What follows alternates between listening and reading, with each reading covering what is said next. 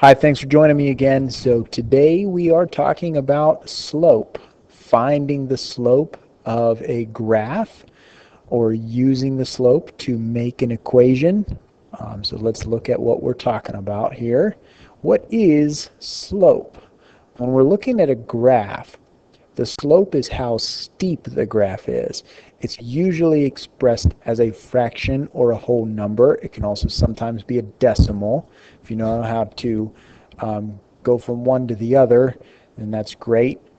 And it is written as the rise of your graph, which is how many spaces you go up or down, or the y, over the run of your graph, which is how many spaces you would go left or right, or the x. So let's take a look at a graph here. Here we have a graph with a few points noted. All right, we've got the points -2 and -1, the point 0 and 0, and the point 2 and 1. If we wanted to identify the slope of this graph, we would take first a look at the change in y, or the rise, and we would write that over the change in x, which is the run. All right, so if we just take a look at, how to go when you're going from this point to the next, going from this point, looking at the rise, to go from the point -1 up to 0, we are increasing, we're going up one space, all right? And then the run would be from this point to this point. How many spaces do we move to the right? We move to the right 2 spaces. From -2 to 0 is a run of 2. Now, are we consistent? I mean, we should be. If this is a linear graph, which it is, it should be consistent the whole way through. So to get from point 0, 0 to point 2 and 1, we have to rise again one space, and then we have to run again 2 spaces. All right, so our slope here is going to be a rise of 1 over a run of 2. All right, so the slope is 1/2. This graph has a slope of 1/2.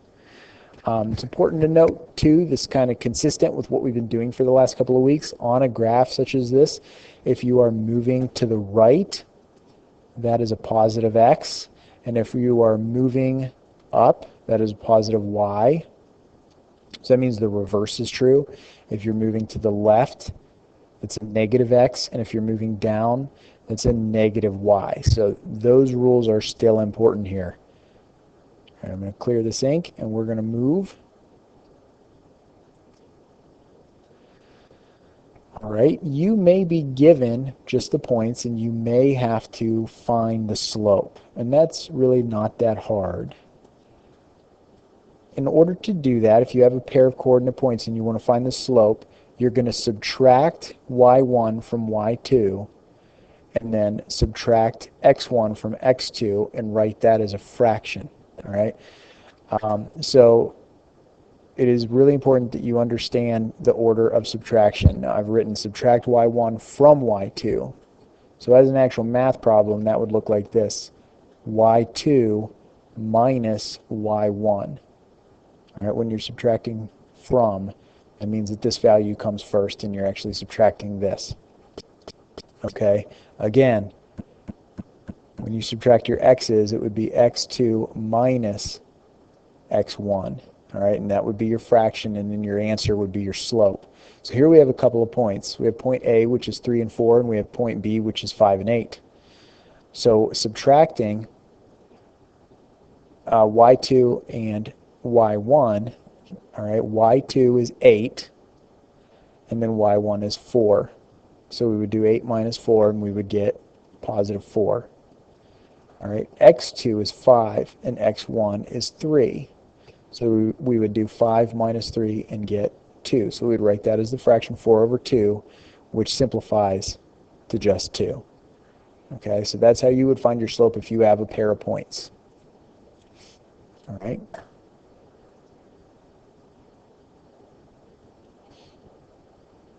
All right, we're going to practice a little bit. We have this graph.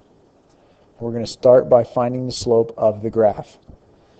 So again, we're going to just go from point to point. We're going to pay attention to the rise, or the change in y, over the run. So to get from point 0, 0 to 1, 3, how many spaces do we rise? So 1, 2, 3. All right, and then how many spaces do we run? 1. All right, once again, from point 1, 3 to 2, 6, we rise 1, 2, 3, and we run 1. So rise over run, we have a rise of 3 and a run of 1. So our slope is 3. We have a slope of 3. Okay. Now we have a pair of points, and we're going to find the slope of these points. So here's our first point, 1 and 4, and here's our second point, 3 and 7. So 1 is x1, 4 is y1, all right, 3 is x2, 7 is y2. All right, so if my math here is going to be y2 minus y1 over x2 minus x1, we would have to set that up with these numbers. We would do 7 minus 4 over 3 minus 1. All right, 7 minus 4 is 3. 3 minus 1 is 2. So this is an improper fraction. We want to simplify this. We can just simply divide. You can get a decimal or a fraction, but your slope should come out to 1.5. Our slope here would be a 1.5. All right.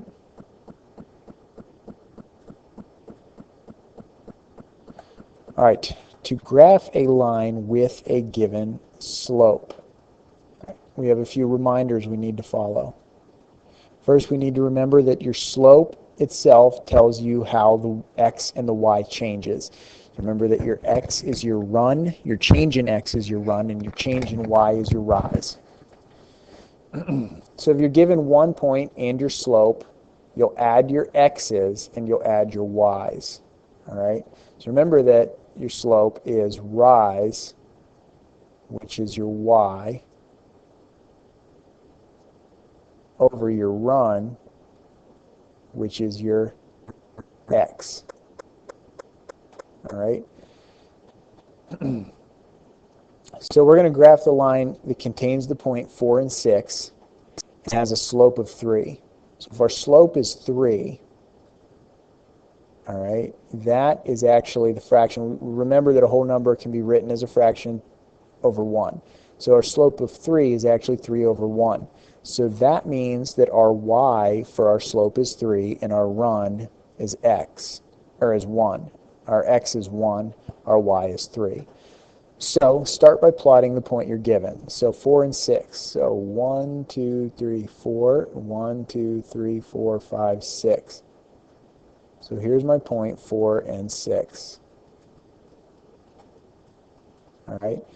So like I said up here in my second point, we're going to add our x's and add our y's. So our x's here would be 4, and our original point was 4, and the x in our slope is 1. Our y's here, the y in our original point was 6, and the y in our slope is 3. So we would do 4 plus 1, which is 5, and 6 plus 3, which is 9. So this is the next point in our graph, 5 and 9. Would be right here.